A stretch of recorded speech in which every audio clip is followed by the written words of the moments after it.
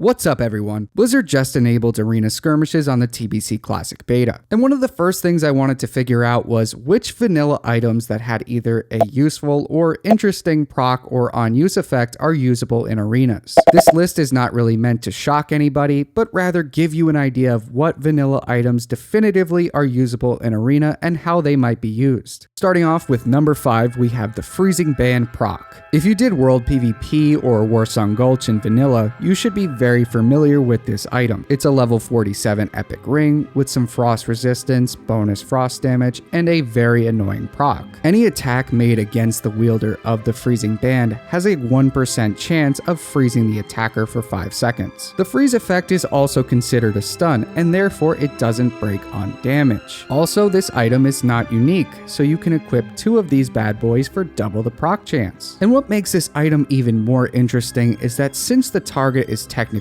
frozen, a Frost Mage gains 50% increased critical strike against this target thanks to the Shatter talent. And considering that the other rings available in the early phases of pre-raid gearing only provide a little more spell power than a Freezing Band, Frost Mages might actually use this item in arena, at least for a small period of time.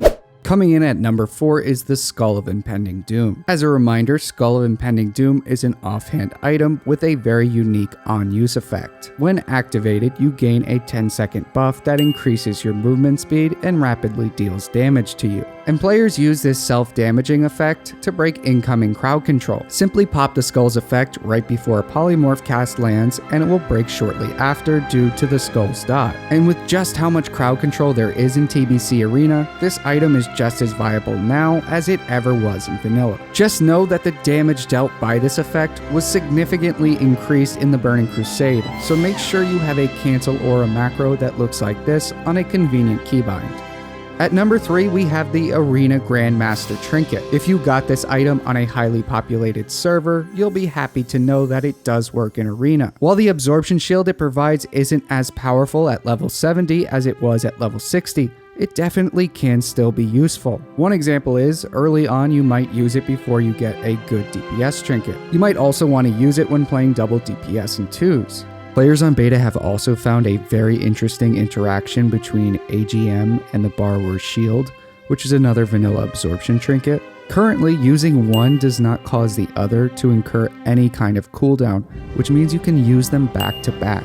If that is working as intended, it could be very strong, and I'll keep you guys posted on that in the comments. Number 2, the Gnomish Netomatic Projector. This vanilla engineering trinket can be used to root your target for 10 seconds. As you can tell from this clip, the trinket does have a chance to backfire, rooting the user instead of its target. But even with this shortcoming, out of all of the vanilla trinkets that are usable in Arena, this is the one I use the most on my Holy Paladin. That's because I was usually paired with an Arms Warrior in 2s. And while Arms Warriors are great and all in Arena, they have an incredibly hard time staying on target. And even with Seal of Justice, Blessing of Freedom, and Hodge, there were still some classes that my warrior just couldn't keep up with. So if I found myself queuing into rogues game after game, I'd equip my Gnomish Netomatic Projector and use it on the rogue whenever he tried to escape my warrior at low health. The root does not break to Cloak of Shadows, and if the trinket backfires, the Paladin can just use Blessing of Freedom to clear the net. So in my case it was pretty useful, and I'm sure some other classes could find some use for it as well. Last but not least, we have the Goblin Rocket Boots. Classic vanilla PvPers will know this green pair of statless boots very well. Its on-use effect gives the user a buff that increases their speed by 70% for up to 20 seconds. Of course, as with most engineering items, the effect has a chance to backfire while active. Backfiring causes the buff to immediately expire and briefly knocks the player down. Nevertheless, these boots are still an incredible escape tool for PvP.